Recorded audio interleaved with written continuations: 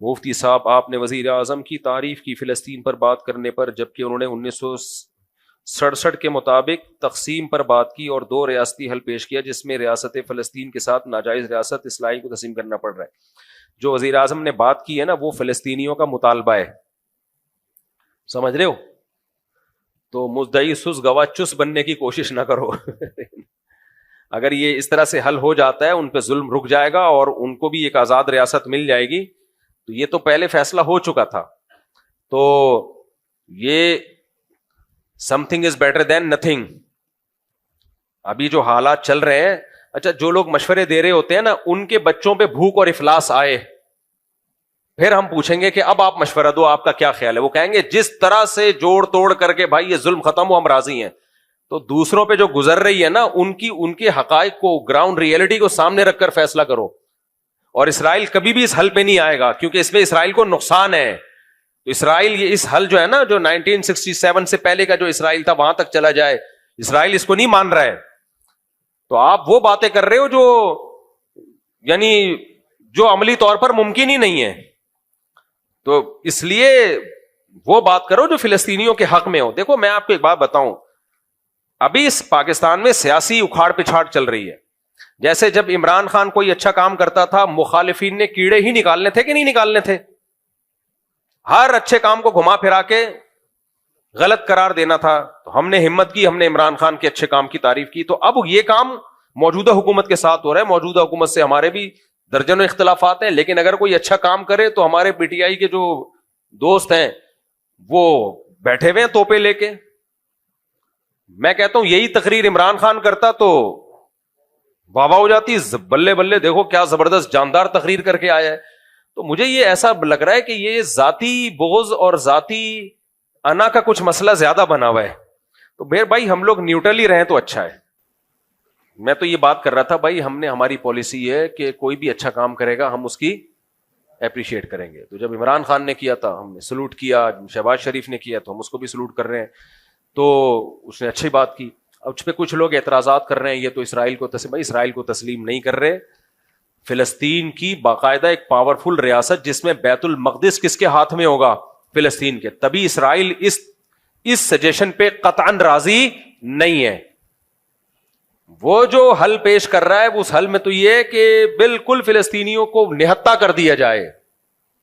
تو اس کے مقابلے میں یہ جو بات کی ہے یہ بہت جاندار بات ہے، اس پہ قوم کو اپریشیٹ کرنا چاہیے۔ تو اپنے ذاتی اختلافات کو ایک طرف کر کے، سمجھتے ہو کہ نہیں سمجھتے؟ بعض لوگ تو یہاں تک بات کر رہے ہیں کہ یہ اسرائیل کو تسلیم کرنے جا رہے ہیں، اسرائیل کو تسلیم کرنے جا رہے ہیں۔ ایسا نہیں ہے، پاکستان اسرائیل کو تسلیم کرنے نہیں جا رہا، نہ فوج اسرائیل کو تسلیم کرنے کا کوئی اشارہ دیتی ہے، اور دور دور تک کوئی ارادہ نہیں ہے فوج کا اسرائیل کو تسلیم کرنا۔ بھائی اسرائیل پاکستان کا اتنا بڑا دشمن ہے ہی اسی لیے، بھارت سے اس نے پاکستان پہ اٹیک کروایا اس لیے کہ اس کو پتا ہے کہ کباب میں جو اس وقت سب سے بڑی ہڈی ہے وہ کون سی ہے؟ وہ پاکستان ہے۔ اور پاکستان کے سیاست دان نہیں ہے، فوج ہے۔ اگر سیاست دان ہوتے، فوج نہ ہوتی تو کچھ نہیں کرنا تھا اس نے، کیونکہ پاور سیاست دانوں کے ہاتھ میں نہیں ہوتی، پاور تو فوج کے ہاتھ میں ہوتی ہے۔ عراق میں فوجی حکومت تھی، اس نے گرائی نا، اب سیاسی حکومت تو بنا دی اس نے۔ اب عراق کی ساری پالیسیاں اسرائیل کے حق میں بنا رہے ہیں، بناتا رہے۔ صدام حسین کباب میں ہڈی بنا ہوا تھا ان کے، صحیح ہے نا؟ تو اس لیے اسرائیل کے لیے جو اس وقت کباب میں ہڈی ہے وہ پاکستان آرمی ہے، کیونکہ آرمی کا اسرائیلیوں کی بھی ایجنسیاں ہوتی ہیں۔ اگر آرمی کا تھوڑا سا بھی رجحان ہوتا نا، اسرائیلی ایجنسیوں کو پتا ہوتا کہ یہ تسلیم کرنے جا رہے ہیں، پھر انڈیا سے یہ کچھ اٹیک وٹیک نہیں کرواتے وہ۔ اس لیے میرے بھائی عمران خان سے آپ محبت کریں، عمران خان کو فیور کریں، 100 دفعہ کریں، لیکن یہ نہیں کہ اوٹ پٹانگ آپ جو بھی حکومت کوئی اچھا مثبت کام کرے تو آپ نے بس اس کے اگینسٹ ہی جانا ہے۔ ڈالر کو اسٹیبل کر لیا ہے فوج نے، ڈالر کو اسٹیبل کر لیا۔ جس سپیڈ سے ڈالر تباہ ہو رہا تھا نا، گر رہا تھا، وہ روکا ہے۔ اسمگلنگ پہ پابندی لگا کے باقاعدہ فوجیوں کی لڑائی ہوئی ہے بارڈر پہ، جو اسمگلنگ ہو کے جا رہا تھا، فوجی شہید ہوئے اس میں بہت زیادہ۔ تو یہ فوجی جوانوں نے قربانی دی ہے جو ڈالر کو یہاں لا کے روکا ہے، ورنہ ڈالر بے لگام ہو گیا تھا بالکل، کوڑیوں کے یعنی ہماری کرنسی کوڑیوں کے داموں ہونے والی تھی جو حالات چل رہے تھے۔ تو اس لیے بھائی کسی کا کلمہ پڑھنے کی ضرورت نہیں ہے، جو اچھی بات کرے اس کو فیور کرو، جو بری بات کرے اس کو کیا کہو؟ اس کو غلط کہو، بس ختم۔ یہ پالیسی رکھو۔ باقی سیاست دانوں میں تو ہر آدمی کا کوئی ہیرو ہوتا ہے، جو ہیرو ہے اس کو ہیرو رہنا، تو اس کو کس نے منع کیا ہے؟ آپ گورنمنٹ کی طرف سے کوئی پابندی تھوڑی ہے۔ میرے کتنے لوگ ہیں جو میرے بیان سنتے تھے, مجھے بار بار کہ آپ نے وزیر اعظم شہباز شریف کی اس مسئلے میں تعریف کر دی ہے تو آپ کا بیان سننا چھوڑ دیا ہم نے, آپ بھی 2 ٹکے کے آدمی نکلے. جب میں عمران خان کی تعریف کرتا تھا تو بہت سے لوگوں نے میرے بیان سننا چھوڑ دیا تھا کہ آپ تو خود یہودی ایجنٹ نکلے. اور اب میں نے میاں شہباز شریف نے جو اچھا کام کیا اس کی تعریف کر دی تو آپ بھی یہودی ایجنٹ نکلے. جو ادھر والے ہیں وہ بھی ہمیں یہودی اور بکاؤ, اور یہ والے بھی بکاؤ, تو 4 آپ جیسے چند لوگ رہ گئے ہیں. ہو سکتا ہے اگلے بیان میں آدھے گھر چلے جائیں. تو نہ اتنی جلدی کسی سے محبت کرو, نہ اتنی ذرا سی باتوں پہ کسی سے بدگمانی کرو. اور علماء کے بارے میں تو ایک بات یاد رکھو, علماء سے آپ دین سیکھنے کے لیے آتے ہو, جائز ناجائز سیکھنے کے لیے آتے ہو. تو میڈیکل سائنس کی وہ کوئی بات کریں, آپ بول دو مفتی صاحب غلط کہہ رہے ہیں. میں اگر بولتا ہوں میڈیکل سائنس یہ کہتی ہے کہ یہ کھانے سے طاقت آتی ہے, آپ بولو مفتی صاحب ہیں, مفتی صاحب نے اس دن جو مسئلہ بتایا تھا نا, اوپر والا پورشن بھائی بنائے تو یہ شرعن کیا ہے, یہ ٹھیک ہے. باقی مفتی صاحب نے جو بتایا کہ گوشت کھانے سے مسل بنتے ہیں, جم جانے سے یہ ہوتا ہے, یہ ڈاکٹروں کی فیلڈ ہے, مفتی صاحب سے اس میں غلطی ہوئی ہے, بول دو, کوئی ایسا مسئلہ نہیں ہے. یہ نہیں بولو کہ مفتی صاحب کذاب, دجال, پھینکو, بکاؤ, مفتی صاحب نے جم والوں سے پیسے لیے ہوئے ہیں تاکہ جم کے فضائل سنائیں. مفتی صاحب اس دن کہہ رہے تھے کہ دیسی مرغی کھایا کرو, اصل میں ان کا دیسی مرغی کا بزنس ہے. یہ پھر زیادتی ہو جائے گی. تو اختلاف کر لو, 100 دفعہ کر لو, بھائی ہماری فیلڈ ہی نہیں ہے نا یہ میڈیکل سائنس. اگر بول دوں تو آپ بولو غلط بول دیا, ختم. ہمارے بھی بعض بزرگ ایسے ہیں جنہوں نے کوئی بات کی, ہمارے شیخ حضرت مفتی رشید احمد صاحب, میں ان سے بیعت تھا اور ایسی عقیدت مجھے اب بھی ان سے ہے نا کہ آپ سوچ نہیں سکتے. لیکن وہ میڈیکل سائنس میں ڈاکٹروں کو کہتے تھے یہ الو بنانے کی مشینیں ہیں. اللہ معاف فرمائے. زندگی بھر حضرت نے ایلوپیتھک کوئی دوا نہیں کھائی ہے, زندگی بھر حکیمی دوائیں کھاتے تھے, ہومیوپیتھک اور حکیمی. ایلوپیتھک دوا کے کبھی قریب بھی نہیں پھٹکے وہ. لیکن ہماری رائے یہ ہے کہ یہ ان کی رائے یہ صحیح نہیں تھی, ان سے غلطی ہوئی ہے اس میں. ایلوپیتھک اتنا برا نہیں ہے جتنا ہم اس کو سمجھتے ہیں, بلکہ حکیموں میں فراڈ زیادہ ہے. اور حضرت کی ڈیتھ بھی شوگر سے ہوئی ہے, چیک اپ نہیں کرایا حضرت نے. انہوں نے فرمایا ڈاکٹر کے پاس جانا ہی نہیں ہے, میں گھر میں مروں گا, ہسپتال میں نہیں مروں گا. اور شوگر ہوئی, حضرت مانتے ہی نہیں تھے مجھے شوگر ہے, کیونکہ حکیم آ کے مٹھائیاں کھلا رہے تھے حضرت کو شوگر میں. ہمیں اچھی, میں نے مجھے حکیم کا نام بھی پتا ہے, برفیاں کھلا رہے تھے. حضرت مٹھائی نہیں کھاتے تھے, انہوں نے کہا میں علاج بالمثل کروں گا. علاج بالمثل کا مطلب شوگر ہے تو شوگر سے علاج کروں گا. حضرت مٹھائی نہیں کھا رہے, حضرت کو جلیبیاں کھلا رہے وہ حکیم. تو بھائی بزرگ اپنی جگہ تھے, لیکن ہمارا خیال تھا کہ حضرت کو نہیں تھا, وہ تھے, حضرت کو میڈیکل سائنس پڑھی تھی, حضرت نے ڈاکٹری کتابیں بھی پڑھی تھی, ہومیوپیتھی بھی پڑھی تھی. لیکن کتابیں پڑھنا اور چیز ہوتی ہے, باقاعدہ ڈاکٹر بننا الگ بات. لیکن میں بدگمان نہیں ہوا شیخ و مرشد سے, اب یہ تو جھوٹ بول رہے ہیں معاذ اللہ. نہیں بھائی, وہ انسان ہے یار. جب ہمارے سامنے صحیح مسلم کی ایک حدیث آ گئی کہ پیغمبر صلی اللہ علیہ وسلم نے صحابہ سے کہا کہ نر کھجوروں کو مادہ کھجوروں کے نر کھجوروں کا بھور نہ ملاؤ. صحابہ نے نہیں ملایا, پیداوار کم ہو گئی, کھجوروں کی پیداوار کیا ہو گئی, کم. تو صحابہ نے کہا یا رسول اللہ, ہم نے آپ کے مشورے پر عمل کیا, کھجوروں کے بھور, جو نر کھجوروں کا بھور ہم ڈالتے تھے وہ نہیں ڈالا تو پیداوار کم ہوئی. تو آپ نے فرمایا میں تمہاری طرح کا انسان ہوں, میں جب دنیا کے بارے میں تمہیں کوئی حکم دوں تو تم دنیا مجھ سے زیادہ جانتے ہو, جب دین کا حکم دوں تو اس کو فالو کرنا ہے. تو جب پیغمبر صلی اللہ علیہ وسلم نے یہ بتا دیا کہ بھائی دنیا کی چیزوں کو بتانے میں بشر ہوں تو مجھ سے خطا ہو سکتی ہے, تو مفتی اور عالم کون ہوتا ہے جس سے خطا نہیں ہو سکتی؟ اس لیے میں جو آپ لوگ کو ٹوٹکے طبی بتا رہا ہوتا ہوں, لیمن ڈالو اور اس میں اس دن آیا نا میں نے کہ اس میں شہد ملاؤ اور اس میں لیمو نچوڑو اور لیمو کو پانی کے اندر آدھا گھنٹہ ڈال کے رکھو, اور اپنے خرچے پہ گرمی ہے تو ٹھنڈا ٹھنڈا, سردیاں ہیں تو نارمل پی جاؤ, تو ایسا خاندانی صحت ہو جائے گی. تو یہ ٹوٹکا ہے, ہو سکتا ہے کوئی پی کے انتقال کر جائے.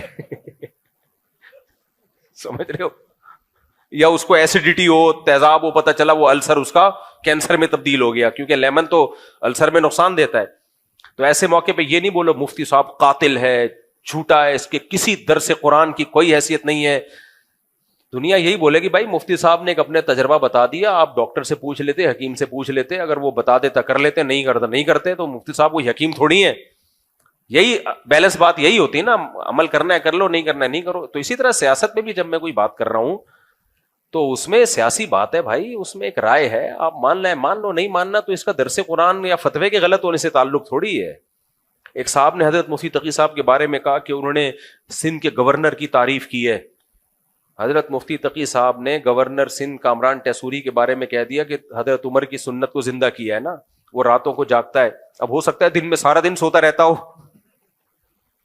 ہے وہ قابل احترام, مجھے میری بڑی ریسپیکٹ کرتے ہیں, اس لیے میں اس کے نام عزت سے لوں گا. مجھے جو آدمی عزت دے تو مجھے نہیں اچھا لگتا میں اس کی توہین کروں. تو کامران ٹیسوری سے جب بھی ہماری ملاقات ہوئی بڑی رسپیکٹ دی.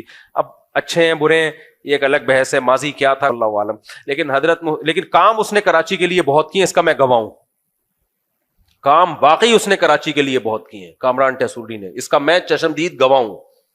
تو اب مفتی تقی عثمانی صاحب نے کہہ دیا کہ یہ حضرت عمر کی سنت زندہ کی ہے, تو اتنے لوگوں کے میرے پاس میسج آئے, مفتی تقی صاحب تو ایسے. میں نے کہا یار اتنے بڑے عالم نے ایک اسٹیٹمنٹ کہی ہے, ساری زندگی کی عقیدت ایک جملے میں اڑا دی آپ نے.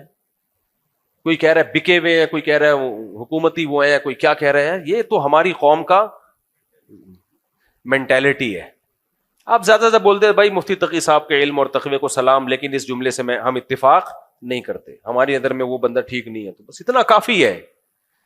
کیا یار بیچاروں کو اب بھی کمنٹس آ رہے ہوتے ہیں مفتی تقی صاحب کی تصویروں کے نیچے, وہی بندہ ہے جس نے حکومت وقت کی تعریف کی ہے. تو مجھے تو بھائی دیکھو, من عادی لی ولیا فقد آذنتہ بالحرب, حدیث میں آتا ہے کہ اللہ کہتا ہے جو میرے کسی ولی سے دشمنی کرتا ہے میرا اس کے خلاف اعلان جنگ ہے, میرا اس کے خلاف اعلان جنگ ہے. تو اس لیے یہ جو الفاظ زبان سے نکل رہے ہیں نا اللہ والوں کے خلاف, علماء صلح کے خلاف, یہ آپ کی نظر میں بہت ہلکے ہوتے ہیں, اللہ کی نظر میں ہلکے نہیں ہوتے, بہت بھاری ہوتے ہیں. تو ہماری رائے سے بھی کوئی اختلاف کر لو, کوئی مسئلہ نہیں ہے. ہم تو شرعی مسائل ہم سے پوچھو. اگر ہم سیاسی بات کرتے ہیں تو میں نے شہباز شریف کی تعریف کر دی کہ اچھا کام کیا ہے, آپ بول دیتے نہیں اچھا کام کیا, ختم ہو گئی بات. تو یہ جو پاکستان نے بہت زبردست فلسطینی موقف کی تائید کی ہے یونائٹڈ نیشن میں, اس پہ حکومت کو اپریشیٹ کرنا چاہیے. حکومت کام نہیں کرتی تو بھی برا بلا کہتے ہیں, کچھ اچھا کر کے آ جائے تو بھی برا بلا کہنا ہے, تو پھر تو اس کا مطلب تم حل چاہتے ہی نہیں ہو. اور فلسطینیوں کی جگہ اپنے آپ کو رکھ کے سوچو کہ تم پہ یہ ظلم ہو رہا ہوتا. اگر شہباز شریف کا یہ بیان غلط ہوتا نا تو فلسطینی کہہ دیتے کہ غلط ہے, ہم اس پہ راضی نہیں ہے. ان کی طرف سے کوئی بیان نہیں آ رہا, اور ہم سارے نیک شریف شرفا بن کے فلسطین, ہم تو پورا جو ہے نا یہ تقسیم ہمیں قبول نہیں ہے, تو فلسطینی بولیں یہ قبول نہیں ہے تو پھر ہوگی بات. تو مدعی سست گواہ چست بننے کی کوشش مت کرو. یہ بالکل ایسے ہی ہے, ایران سے ہمارے 100 اختلافات ہیں, لیکن ایران نے فلسطینیوں کی مدد کی ہے. اب ہمارے یہاں بہت سے لوگ ایران دشمنی میں کہتے ہیں نہیں یہ نورا کشتی ہے, ایران فلسطینیوں کی مدد نہیں کر رہا, یہ نورا کشتی ہے. ہمارے بہت سے لوگ یہ بات, میں کہتا تھا یہ بات فلسطینیوں کی زبان سے نکلوا دو. فلسطینی کہیں کہ یہ ایران 2 نمبری کر رہا ہے, فلسطینی کہیں کہ ایران میں جو ہمارے لیڈر کو شہید کیا گیا ہے ایران نے مروایا ہے. وہ تو نہیں کہہ رہے اور آپ کہہ رہے ہو. اس کا مطلب ایران سے جو آپ کی ذاتی دشمنی ہے اس کو آپ کسی اور طریقے سے نکال رہے ہو. تو ایران کوئی شریف شرفا ملک نہیں ہے, میں کوئی ایران کی تعریفیں نہیں کر رہا, بہت سے جرم ایران کے کندھے پہ بھی ہیں, لیکن جتنے ہیں اتنے ڈالے جائیں, جو نہیں ہے وہ نہیں. ایران نے فلسطینیوں کی بے تحاشا مدد کی ہے, اور اس مدد کے صلے میں ایران کو قربانی دینی پڑی ہے, بھگتنا پڑا ہے. ایران میں میزائل آ کے گرے ہیں, ان کا آرمی کا آفیسر شہید ہوا ہے. تو یہ ساری قربانیاں فلسطینیوں کی مدد کی وجہ سے دی ہیں ایران نے, تو اس میں ایران کو اپریشیٹ کرنا بنتا ہے. تو فلسطینی کہہ رہے ہیں کہ ہماری مدد کر رہا ہے, اور وہ کہہ رہے ہیں کہ ہم بہت کچھ کر رہا ہے, بھی ہر بات یعنی ایسے بتانے کی نہیں ہوتی. تو اس کی سزا بھی ملی ہے ایران کو, واٹ لگا دی ہے ایران کی. تو لیکن ہمارے یہاں لوگ کہہ رہے ہیں ہمیں نورا کشتی ہے, خود ہی مروایا ہے, پہلے فلسطینیوں کے لیڈر کو بلایا اور خود ہی مروا دیا, خود ہی ہیلی کاپٹر گرا دیا, خود ہی یہ کر دیا. بند کمرے میں بیٹھے ہوئے ہیں, منہ میں پان ہے, اور تبصرے ایسے کر رہے ہوتے ہیں جیسے پتہ نہیں ان سے بڑا فنٹر اس کائنات میں کوئی پیدا ہوا نہیں ہے. ان کی سورس آف نالج کیا ہے؟ کوئی سورس آف نالج نہیں ہے. تم کس سے ملے ہو یار؟ تم جا کے کسی فلسطینی سے ملے ہو تم, جو تمہیں بتا رہا ہو کہ, تو فلسطینی جو ہمارے وزیر اعظم نے جو بات کی ہے فلسطینیوں کا, اس کے خلاف کوئی بیان نہیں آیا. لیکن اسرائیل اس کو کسی قیمت پہ تسلیم نہیں کر رہا ہے، کیونکہ اس اسرائیل کو پتا ہے میرا اس میں نقصان ہے. اس لیے یہ اچھا اقدام کیا ہمارے وزیر اعظم کی طرف سے، اچھا اقدام ہوا ہے. باقی جو بھی یہ کہا کرے نا نہیں یہ تو غلط تقسیم ہو رہی ہے، تو ان سے کہو ٹھیک ہے، تمہارے بچوں پہ جب یہ ظلم ہونا اور بھوکے شہید ہو رہے ہوں اور یہ قحط زدہ حالت میں وہ مبتلا ہوں، پھر تم کہنا کہ نہیں ہمیں وہ یعنی اتنا ایریا چاہیے جو عملی طور پر جس کا امکان ہی نہیں ہے. جن کے بچے شہید ہو رہے ہوتے ہیں، جو بھوک سے تڑپ تڑپ کے جانے دے رہے ہیں، ان کی زندگیوں کو سامنے رکھ کر آپ فیصلہ کریں. یہ ایک ایسا ہے کہ ایک جگہ ایک صاحب جو تھے نا، ایک لڑکا تھا نکاح کرنا چاہتا تھا، تو لڑکے کے بھائی نے لڑکی والوں کے سامنے وہ شرطیں بیان کی کہ چھوٹے بھائی کو یقین ہو گیا کہ یہ لڑکی والے یہ شرطیں مانیں گے نہیں. اب وہ کہہ رہے کہ یار اس سے تو میرا رشتہ ہی ختم ہو جائے گا. بڑا بھائی کہہ رہے نہیں، میں تجھے مروانا نہیں چاہتا، میں چاہتا ہوں ابھی سے یہ شرطیں لکھوا لوں تاکہ بعد میں تو سکون کی زندگی گزارے. چھوٹا کہہ رہا ہے سکون گیا تیل لینے مجھے یہ لوگ ان شرطیں مانیں گے ہی نہیں، میرے تو یہاں شادی نہیں ہوگی. تو یہ بعض دفعہ ایسا ہوتا ہے، وہ کوئی خیر خواہ بن رہا ہوتا ہے، آپ کو کہہ رہا ہوتا ہے کہ بھائی یہ بہت یعنی اس میں یہ ہے، تو اس کو پتا ہوتا ہے بھائی یہ عمل ہی نہیں ہوگا اس کے اوپر، تو یہ میرے ہاتھ سے یہ جو پیکج ہے نا یہ نکل جائے گا. تو اگر یہ حل ہو جاتا ہے تو فلسطینی سکون میں آ جائیں گے. بیت المقدس کس کے ہاتھ میں چلا جائے گا؟ مسلمانوں کے پاس ہوگا. اصل تو بیت المقدس ہے، وہ لینا ہے ہر قیمت پہ. اس لیے میرا خیال ہے کہ شہباز شریف نے اچھی تقریر کی ہے، تو وہ آپ اختلاف کرو 100 دفعہ، لیکن کام خاندانی ہو گیا ہے.